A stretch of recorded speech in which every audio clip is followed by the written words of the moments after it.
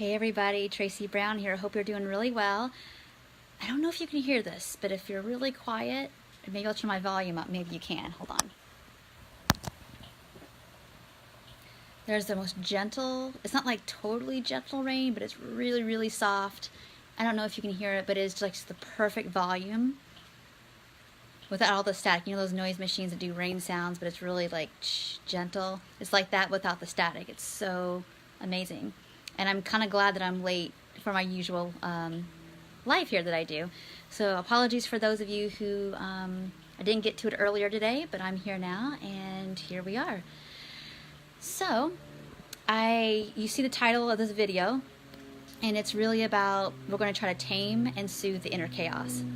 And a lot of that comes up, one, when we first start the recovery and intuitive eating journey, is that you maybe get on a meal plan or you start intuitive eating, and there's not really, again, for some of us, the structure really isn't around, if you're doing intuitive eating, isn't around like exactly what you're going to eat when. It's more about listening to body cues. What starts to happen though relatively soon, probably by week 3 into week 5 or 6, is that the newness is worn off and you're feeling more sensation. And what is really common is for us to start to feel that dysregulated internal stuff of emotion. And our first thoughts are to usually go back to a diet, go back to restricting, calorie counting, weighing ourselves, whatever. You're going to have thoughts about, I need to lose weight. You're going to have thoughts about, because it's like, if I just lose weight, then I cannot feel this, or I can feel better. When people go through the process longer, or maybe it's not that I got to lose weight, it's like that I can't gain weight, or I can't hold on to things, I can't let things change, because what is underneath that thought and that belief is that I don't know how to tolerate the change. The change has been excruciating, and we're not really talking about weight here, because that's not actually the physical manifestation of that.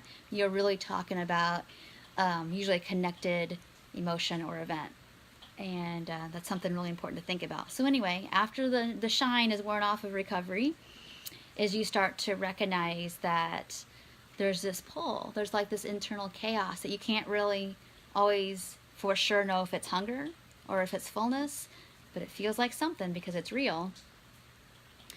And yeah, the grab is going to be, I'm going to either grab towards food or push away from food.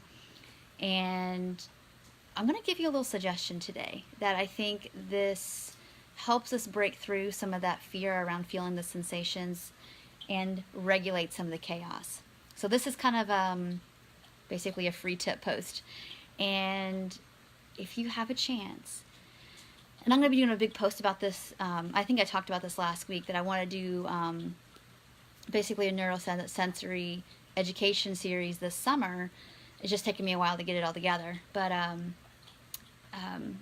to help us feel better in our own skins, to help us deal with like the feelings that come up when we're doing the right thing in terms of like trying to feed ourselves well, and be supportive and take care of ourselves, because that's, I know, what we all want. But if it feels like there's this bridge that I can't get over to get there, it's probably because of some of this, whether it's the the cultural stuff, whether it's the just this felt chaos inside our systems. It doesn't feel like it's necessarily about what's going on out there anymore. It's what's going on in here that can feel like I want to grab towards the food behaviors, the calorie counting, the weighing, the obsession, the purging, whatever. Oh gosh, just not to feel this. And that's our faux window of safety and tolerance. It's not real safe and secure, and it's not real regulation and safe relationship. It's just the stand-in.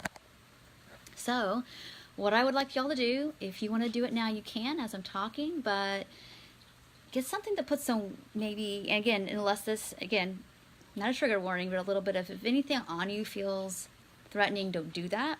But usually people can do, and most people feel really soothed by a blanket, like a weighted blanket, or some pillows on their lap, and put some pressure down a little bit with your hand, whatever. But you can do that now, you can do that after this video is over, but I want you to start to consider at least once a day, work yourself up to 3 times a day, to kind of wrap yourself up in a blanket, or to put some I have a lot of my clients, when we do sessions, they have their dogs on their laps, they have their weighted blankets. We do a lot of grounding and regulating before we can even talk about the food, because we want to, we have to right off the bat build relationship with it being safe to even talk about food without feeling like I gotta run and I can't do this, or I want to check out.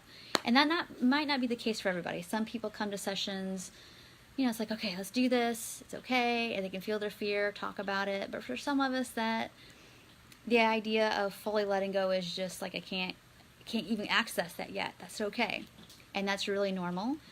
At the beginning, the middle, lots of times throughout the work, and our beginnings and middle look different, and they stretch longer periods depending on a lot of factors. So there's no judgment. But anyway, what I want y'all to start doing is 1 to 3 times a day, have your weighted blanket or a pile of blankets or something that has some weight on it on your lap. You can do that before meals. You can just regularly do it before transitions. I think that's really important too. Like, so from maybe after school time to before your dinner with your family, take 5, 10, 20 minutes to like bring some containment to yourself in that inner chaos. I guess that's the last point. I know I've been going for a couple minutes, so those of you coming live at the end, go back to the beginning and watch it. But I was just talking about how when we've got some dysregulation going on, it can feel really inner chaos, and we get really hooked into the loop of behaviors and thoughts, not just behaviors, but thoughts of feeling like I need to do the thing to feel calm. It's like, that's not actually true. We all have a lot more inner competence than we think. It's just that those internal feelings aren't necessarily from right now. They might be, but we're still not utilizing our right now adult competence to help ourselves soothe, because we just don't have a lot of practice and ability to reach for that when we need to, because that's not been our home base.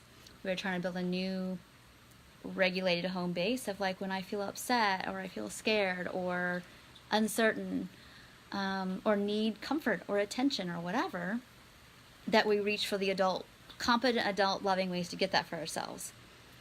But because most eating disorders and diet culture, most people don't go on their first attempt of all these things when we're 30 or 40 or 50. Usually this dysregulation's been going on possibly your whole life. Food gets hooked into that because food is nurturance. And we often use either eating, not keeping, whatever. It's almost like whatever behavior you got going on, it's saying something about what the internal tension or lack of resources is about, actually. So it's not actually a mystery. It's learning how to read the language of that. So I hope this video was helpful. Whatever it is you're struggling with, whatever restricting, dieting, binging, purging, over-exercise, being overproductive, checking out, all those things mean something, and it may not seem like it's connected with your food, but it's 100% connected with your food. It's about how we are trying to just keep ourselves in some level of safety, but I call it the faux window of safety, the faux window of tolerance.